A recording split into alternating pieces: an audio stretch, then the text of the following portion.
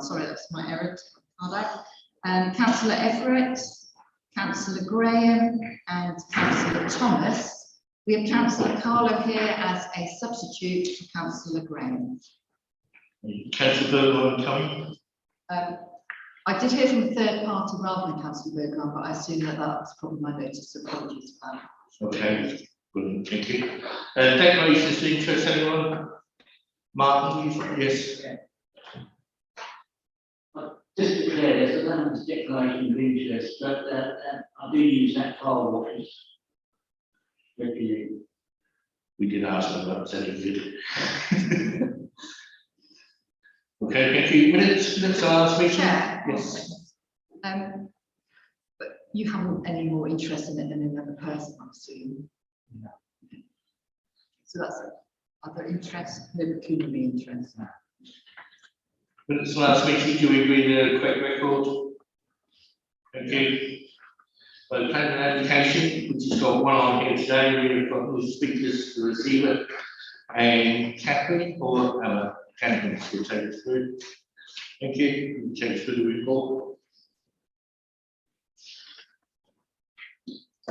Morning, everyone.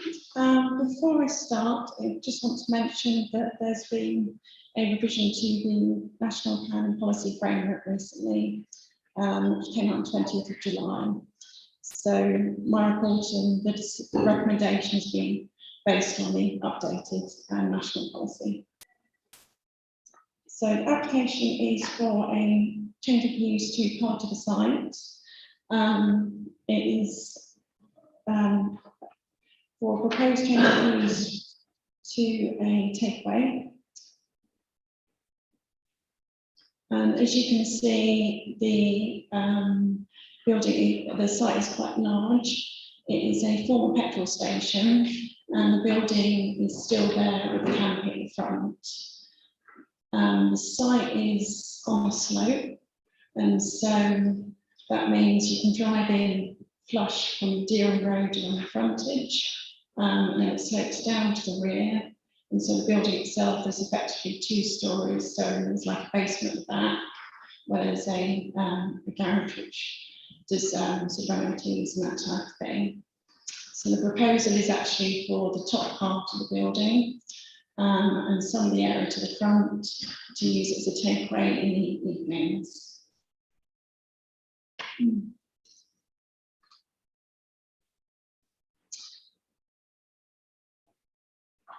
So in terms of the key issues, as per the report, 4 key issues. We've got principle, design, amenity, and the transport.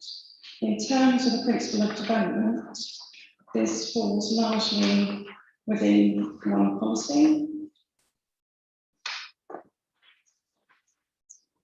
DM24, and there's 2 key sections of this, one of which refers to environmental effects of any proposed takeaways, and the second section which refers to highway safety. The supplementary text then goes on to discuss appropriate locations for new takeaways.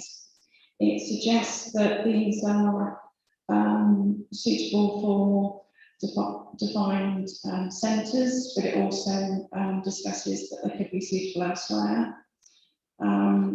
This site isn't in a defined centre. A defined centre exists further west. Those who live in the area, there's a large outing there and a few sort of shops and other units within that section. But it is off an A road, so there's very good access. So it wouldn't result in additional traffic within a residential area. And environmental effects I'll talk about in a minute. In terms of the design, this application has been submitted alongside an advertisement application. The advertisement application corresponds and would put size of frontage, but this is separate to the application being considered today because the threshold hasn't been met. So the recommendation is taken forward today for approval. The advertisement would be approved at a later date. In terms of the physical changes under this application, these are primarily focused upon a proposed flue. Can I go to the next slide? Which is in the centre. We haven't got the details, but we would condition the details, but we would expect them to be fairly standard design, that sort of stainless steel type flue we see on quite a few takeaways. Other changes would be for a new cycle store, which would be located along the western boundary, alongside the fence, and that would be a covered clear plastic,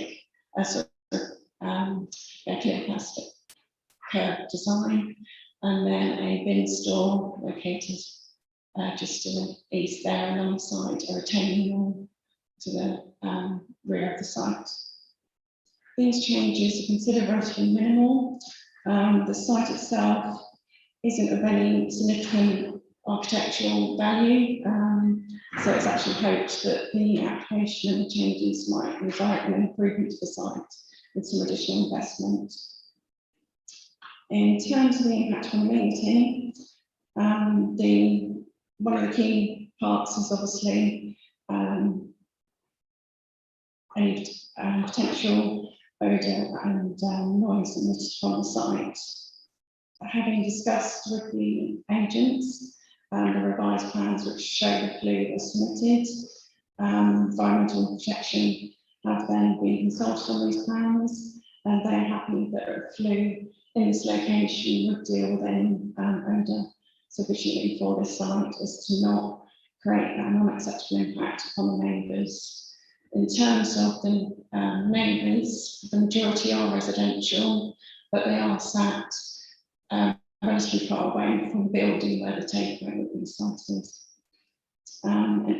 Another point to add in terms of the amenity, we're looking at conditioning the opening hours. The proposed opening hours are 5 o'clock in the evening until midnight. In terms of the impact on the transport, there's 2 accesses to the site, and so it's relatively good access and egress for vehicles to enter. There's sufficient parking, and with the proposed cycle storage, there's sufficient cycle storage as well.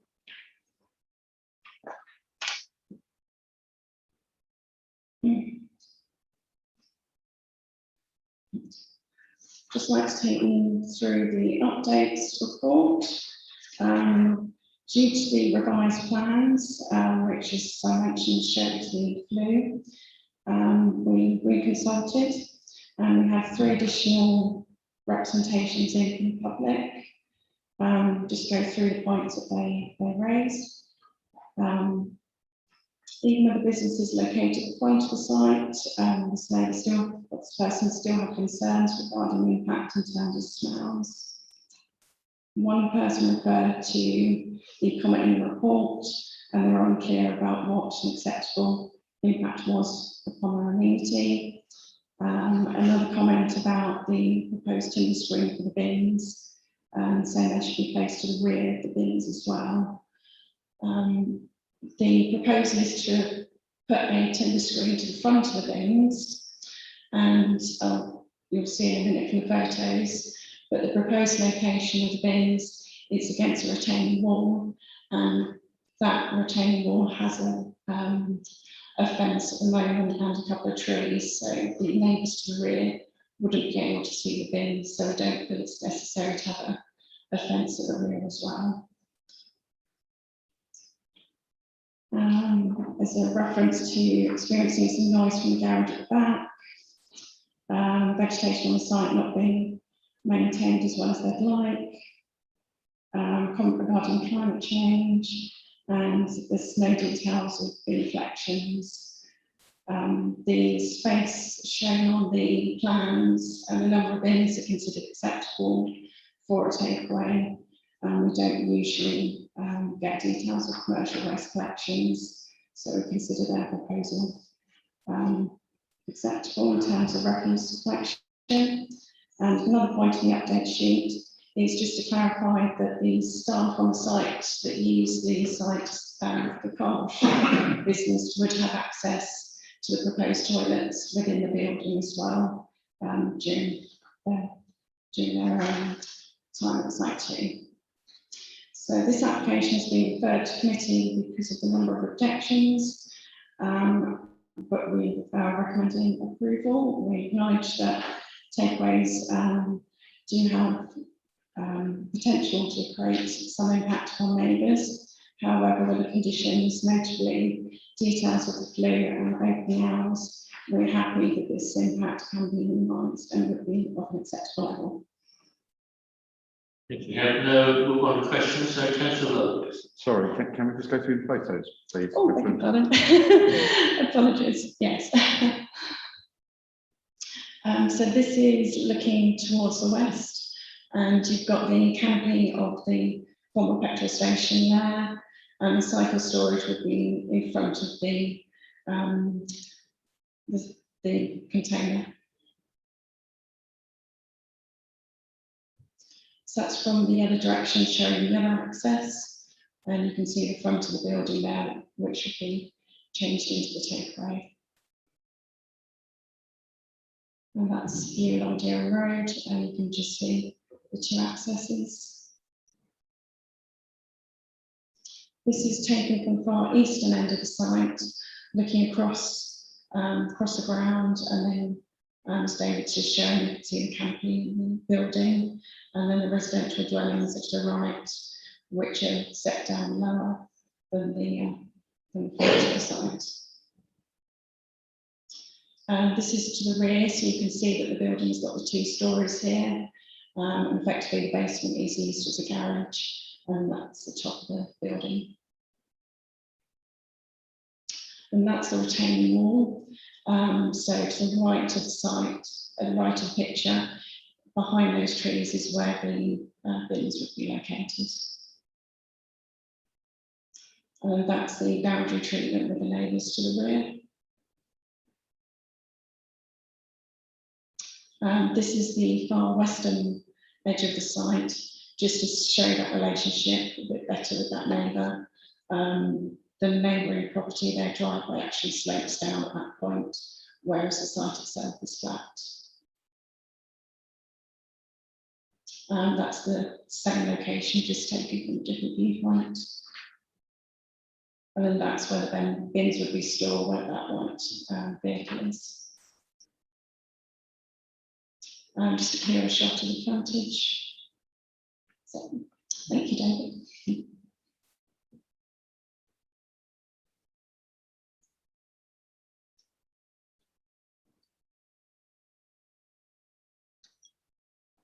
Thank you, Chair. Very much. Councillor Lowe, question? Thank you, Chair. It does seem from the photographs that residents are quite close to the left and behind. You say that, I mean, you don't know what distance, but they do seem quite close. Why was it decided to allow the premises to be open to 12 o'clock? On the application form, that's what the applicant would like, and we had no objection from environmental protection. And we felt because of the current levels of noise, obviously from the main road as well, it was acceptable. But if that's something you wish to discuss, then. But can I just add a point to that? The existing business on the site is also not restricted in terms of its hours. Neither the petrol filling station function or the car sales function, nor indeed the car wash function, has any restrictions in terms of its hours. So that's the kind of baseline that we're taking the assessment from, and looking at whether or not the proposed change of use would have any additional impact over and above what the existing use is doing. So it's not like we're looking at a blank sheet of paper where there's no noise coming, or there's potentially no noise coming from the site into the nighttime hours. But as Catherine says, if members think that's the midnight opening for a takeaway is inappropriate, then it's within the committee's powers to change that. Go on, Councillor. I'd just like to come back and say what activity at the moment takes place in the evening and through to 12 o'clock on site. Because the hours aren't regulated by planning conditions, we can't really answer that in a black and white way. I would imagine the activities don't continue until 12 at the moment, but there's nothing stopping that. I think that's the key point. There may not be very much actually going on site at the moment, but there's potential for it because there's no planning control over those hours. So as Catherine says, well, whilst the reality might be that there is very little activity on site, there could be, and we would have no ability to control it. But as I say, if members feel that a midnight opening is inappropriate for that location, then you can recommend a tighter restriction. Can I just say there would have to be a license on the houses to you want Yes, thank you, Chair. I understand they would need to have a late refreshment licence from 11 o'clock in the evening onwards. So this could be done by the licensing department. It's an opportunity for members of the public to put in representation on that if they wish to. However, if there are no representations, then it won't be restricted. It will go through automatically. Okay, can I just ask one question? I've got a couple more questions for you. Can I ask if this takeaway is going to open when the car wash shuts? So the car wash shuts at 5 and the restaurant opens 5. What happens if they're running behind and the 60 cars they're waiting to be washed and stuff? Will they keep shut? And if there's no enforcement, planning can enforce times. How's that in the plan? Is that when one's shut, the other one will open and they can't put people at the same time? Because there isn't a planning application on there specifically for the car wash and appropriate conditions, we don't have that power, unfortunately. Even though it's in the report that we're open after the car wash shut, how do you enforce that? The intention is to do that. The intention from the applicant is to do it as a daytime business. Car wash finishes at 5 and then the takeaway opens at 5. We obviously have control over the proposed takeaway, but I don't believe we have control over saying the car wash finishes at a certain time. So we don't know what's true or not what's in the report, they will not happen. Is that correct? So there is potential for there to be overlap, yes. We can control the takeaway and we're doing that on the basis that the applicant has indicated that they would be happy to separate the two uses. We can only control the takeaway by this application, I guess. Councillor Sands? Thank you, Chair. The opening of the takeaway from, say, 11 to midnight, I don't think there's not going to be a huge rush of people going in there. It's not as if it's anywhere near adjacent to sort of late night entertainment areas. Anyone coming home from those areas likely to be difficult to get home at that time of night. Anyway, so probably not going to be more than, I don't know, 3-4 customers at the most between 11 and midnight. So I don't think that's of any great concern. And as far as sort of, the car wash closing and the takeaway opening, they're really two separate activities in two different places on the site. So I can't see any great problem there either. I think when you consider other service stations on Deer Road, they're all mixed businesses. They combine mini supermarkets, takeaway. You've got a question? Petrol, no, I'm sorry. Yeah, I can't see any problem with this. Sorry. Thank you. No more questions? We will, I will do the recommendations to approve. I will, Sally, thank you. Move on to discussions. I just hope to mind first. So I'm definitely going to look at this because I can't see any reason not to.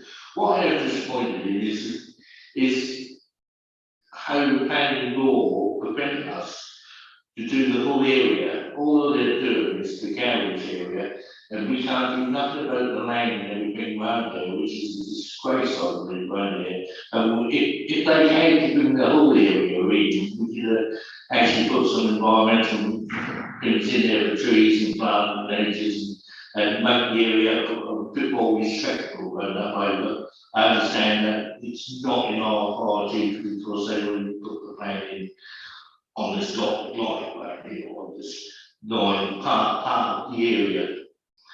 So I'm going to put in favour, but I am disappointed that we can't do anything about anything else. Right? The rest of the site, of course, is a used car lot. Like you said, it's essentially an undeveloped piece of land.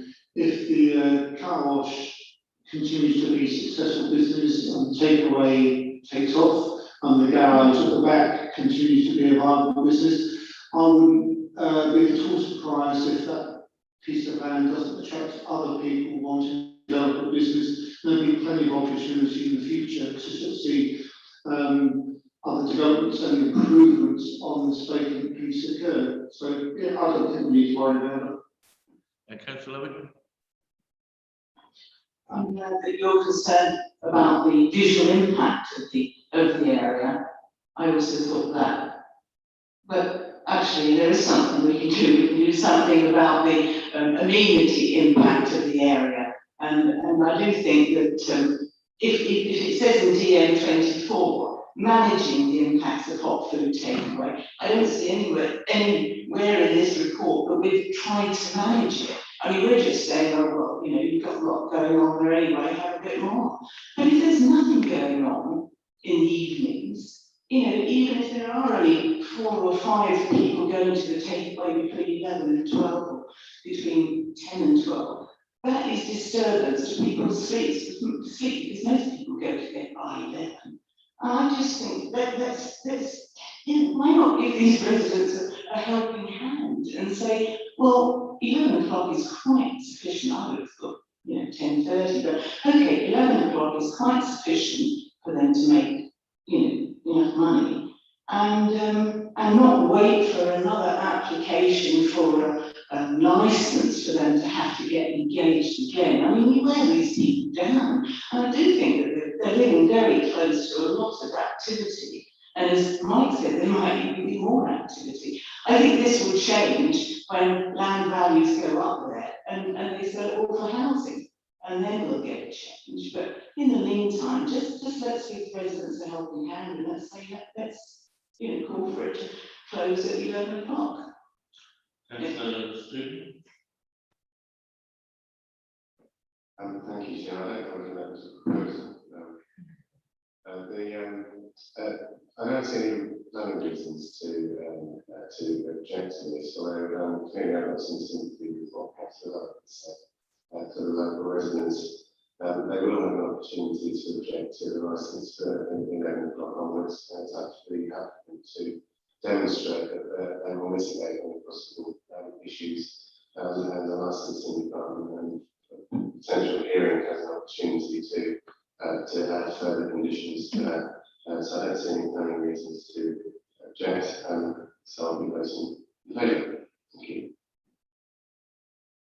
No one else wishes to speak? We'll go straight to the vote.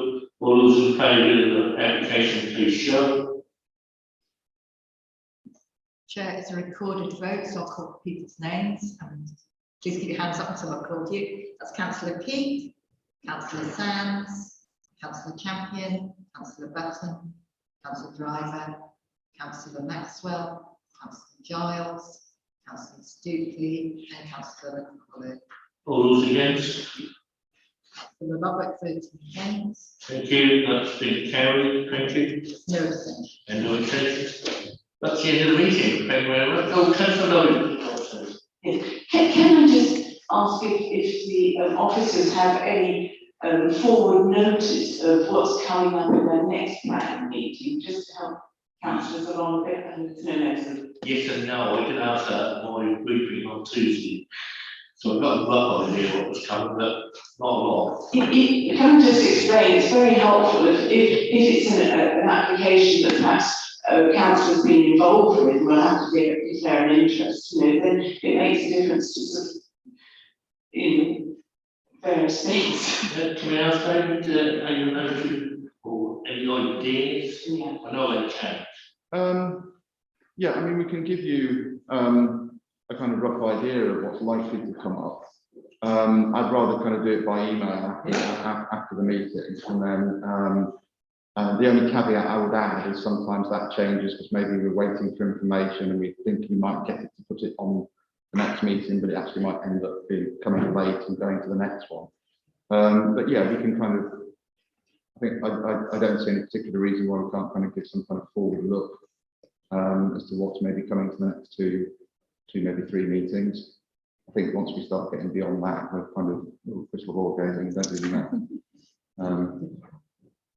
But if that would help.